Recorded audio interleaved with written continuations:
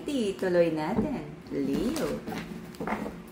This is a Leo, Sun, Moon, Rising, and Venus collective reading for the month of November.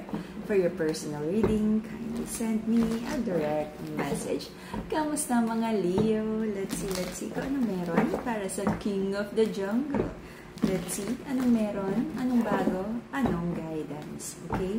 Kabuhayan, kapirahan, relasyon, trabaho, negosyo, mga hinihintay na manifestation, pag-ibig, pamilya, at kung ano pang guidance. Last 3 shuffles. This is a Leo, Sun, Moon, Rising, and Venus collective reading for the month of November. Let's see kung ano meron para sa ating mga Leo. Alright. Let's see. Ang nag-iisang account ng Mystic Siren ay kay Angeles 11. Any messages coming from a different account? Hindi po ako yun. Leo.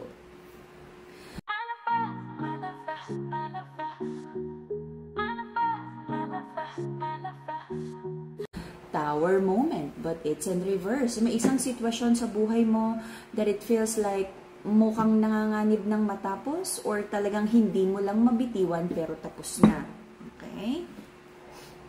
Marami kang natutunan about life, situation, marami kang natutunan about making a decision.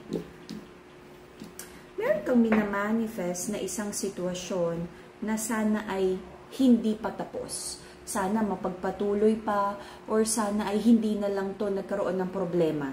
Okay? You're trying to like investigate. Okay? Isang tao that you walk away from or someone that walk away from you at hindi ka pa totally nakaka-move on, nakaka-move away from this person at iniisip mo to reconnect, reconcile. But there is an energy here na kahit like hindi na kayo nag-uusap, kung talagang you feel na parang tapos na ang relasyon na to, gusto mong makipag-usap, ayusin, I don't know, closure maybe, or ayusin ang sitwasyon na to. There's a masculine in this connection na very confident siya sa next move na gagawin niya about this relationship. Naiinip na siya, no? Na parang kailangan magawa na ngayon, kailangan masolusyon na, kailangan makuha mo na yung outcome na gusto mo right here, right now. Okay? Nagkaroon ng bad news or delayed na good news na ina-expect mo sana, may conflict, may misunderstanding, at kung anumang reason, probable na reason kung bakit nagkaroon ng hindi magandang balita or delayed good news. And because of that, you're trying to weigh your options. Ano ba talaga ang dapat gawin? Nagkakaroon ka ng confusion, ano ba yung mga dapat din gawin tungkol sa kapirahan, kabuhayan, because aside from this love connection na gusto mo sanang mabigyan ng closure or makausap, sabi mo is, kailangan mo rin ayusin ang kaperahan, promotion, mga cheque, collectibles, mga komisyon na gusto mong makuha. Right now, focus ka again, kaperahan, connection. Meron kang gustong balikan, ayusin na isang relationship at iniisip mo kung ano yung mga kaya mong gawing fix para mas maging stable ang relationship na to. Or kung magkakaroon ng reconnection, reconciliation, ano yung may offer mo sa person na to para like ma-convince mo na ayusin, no? Ayusin ang relationship na to. There's a masculine in this connection. This is a Leo energy. Parang sabihin natin dinadaga, no, yung masculine kung magre-reach out siya or not, kung tatanggapin ba ang offer niya or not. Ire-reciprocate ba siya, ire-reply ba siya, or tatanggapin ba tong offer niya to fix the connection. Okay? This could be love, this could be like a business partnership, or like as simple as friendship na parang baka gusto mong makipag-reconnect sa kamag-anak, kaibigan, na parang nagkaroon ng conflict at right now gusto mo nang ayusin. Okay? Same old cycle. Same old cycle ang isang masculine na sa perspective niya, gusto niya mag-offer ng love. Pero may ugali itong masculine na to na kapag nakapagbitaw na siya ng salita at nandyan na kumbaga aandar na, magulat na lang na wala palang gasolina. Okay? So, there's like one person that this masculine still like consider as his wish fulfillment. Okay? You might be dealing with a Leo, Aqua, Aries. Okay, let's see. Okay. If you're manifesting abundance, the yellow crystal, the happy and yellow crystal, abundant crystal, Brazilian C3. If you're manifesting mental clarity and stronger connection with your intuition, the purple crystal, amethyst. Okay? For the emotions, healing of emotional wounds to balance your heart chakra, the pink crystal, Madagascar rose quartz. Okay? So, meron dito mga nangyaring hindi maganda tungkol sa promise of love, kasal, live-in, engage. It feels like naudlot ang masasayang plano, hindi na i-move forward kung ano man tong naging sagabal na to, kung ano man yung naging injustice or unfair situation na nangyari. Recent past, may energy of like the masculine is like thinking of someone else, no? Aside from the official person na meron siya. I don't know kung anong iniisip ng masculine, but it feels like, sabi niya, the other person, which is not the official person, ang mas tama daw na choice para sa kanya. Aroy.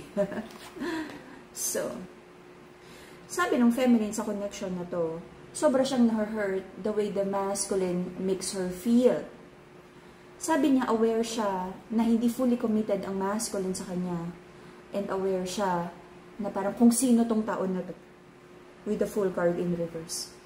Sobra siyang nasasaktan ang feminine and parang tinatamaan ang like yung what do you call that? Yung confidence, okay?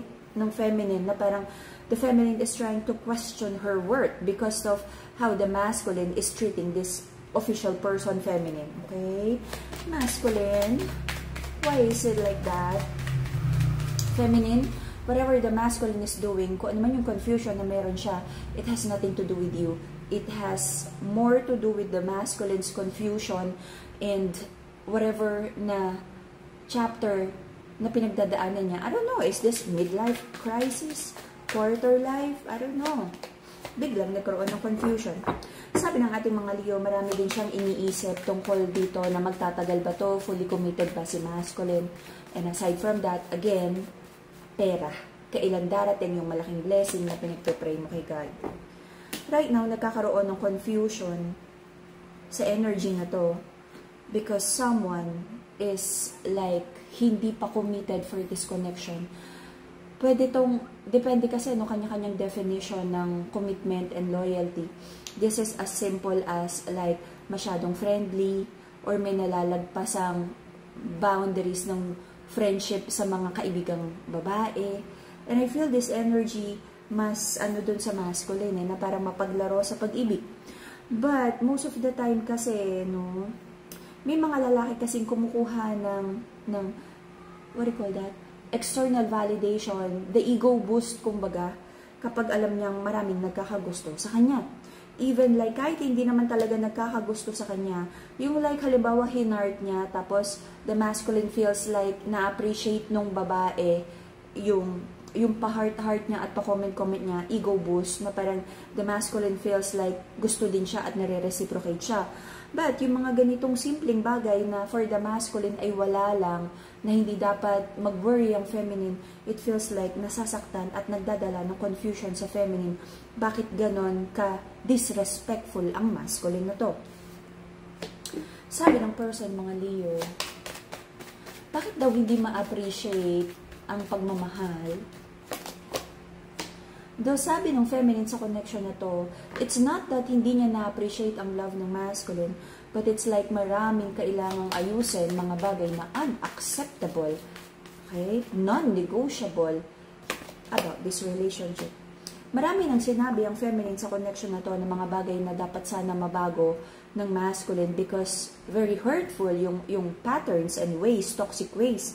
But sabi ng masculine, wala siyang nakikitang mali and the feminine is just overreacting. And that is very, again, hurtful for the feminine, the feeling of being dismissed. Right? Medyo mabigat yung reading ng Leo right now, ha? So, may mga doubts dito kung matatapos pa. May mga doubts about this connection kung matatapos pa ba ang mga lies, dishonest energy. Sabi ng feminine, matatapos pa ba to? Do happiness niya si masculine, pero sabi ng feminine, paano ba talaga magiging happy kung hindi niya nararamdaman yung full commitment and honesty at totoong love ng masculine? Okay? Kung may batang involved, it feels like wino-worry na baka maapektuhan yung bata. Until the end of January, meron pa rin mga disappointing situations na maaaring maglinger sa relationship na to, but I feel ikikip nyo ang bawat isa.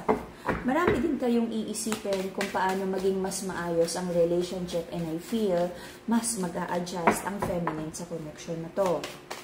Pagdating sa kaperahan, kabuhayan, maaaring magkaroon ng delay sa mga minamanifest mo na malaki at magandang blessing. Kaya habang naghihintay ka ng like avalanche of blessings, kumbaga iingatan mo at magtitipid ka muna at sasabihin mo tsaka na muna yung treat yourself. Okay? Meron kang hinihintay na ma-approve na kontrata, commission, cheque, ma-clear na yan, maibigay na to, maipasa na yan. But it feels like maaaring magkaroon ng delays. Okay? But eventually, makukuha mo to. Delays lang ng konti. Okay? Pagdating sa pag-ibig, I feel someone would feel unappreciated, unloved, na may energy of like nadi-disappoint, but pipilitin pa rin niyang ayusin at ikip ang relationship na to. Merong very flaky energy of napaka-confusing kung maaayos pa ba to or not, but someone would still like hold on to this relationship. Maraming matatanggap na katotohanan no matter how hard and difficult this truth will be. This is like parang hindi naman to bagong balita. This is like an old news na parang, okay, same old bad news, same old disappointments. At the other person, I feel this would be on the side of the feminine na maaaring tumahimik na lang siya kasi parang she would feel na parang hindi naman siya pinapakinggan or hindi ino-honor ng masculine ang kanyang feelings na nasasaktan siya. Okay? Any more clarity? For grounding of your emotions and anti-evil eye, anti-bad juju, the protection crystal, black tourmaline. Okay? Maaaring maapektuhan din ang home life lalo na kung nagsasama kayo together or may mga long-term plans na kayo. Maaaring magkaroon ng delays, maaaring hindi matuloy, maaaring makancel ang bakasyon, engagement, or whatever. Okay? Because someone is resisting to change. This is not pagbabago na trip-trip lang. This is like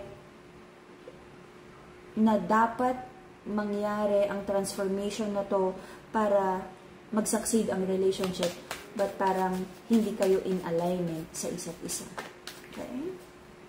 Manifesting, parang to have the motivation to do, no, parang the action to push you to do your manifestation, and for good luck, the orange crystal, carnelian bracelet. Okay?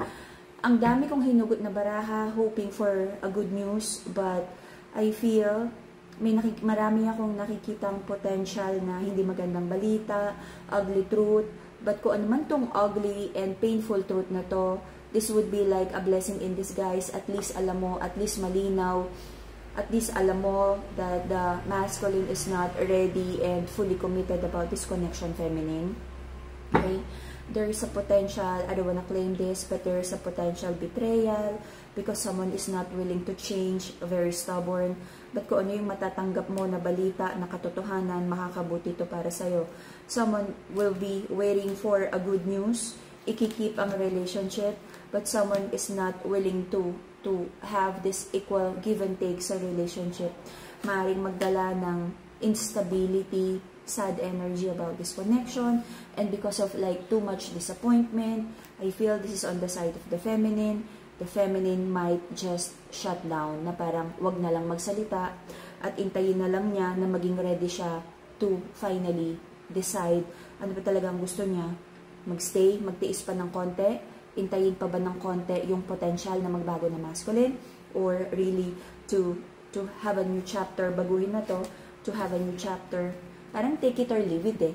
Wala akong nakikitang willingness ng masculine to adjust sa feminine. So this is like the energy of take it or leave it, feminine. Tanggapin mo na ganyan si masculine, or you walk away kung masasaktan ka lang. Alrighty? Not so good reading. Hopefully, ang ating bonus reading ay mas maganda. Okay? That will be the Leo reading for the month of November. See you again in a few days for your bonus reading. Hopefully, mas maganda ang ating bonus reading. Bye-bye, Leo!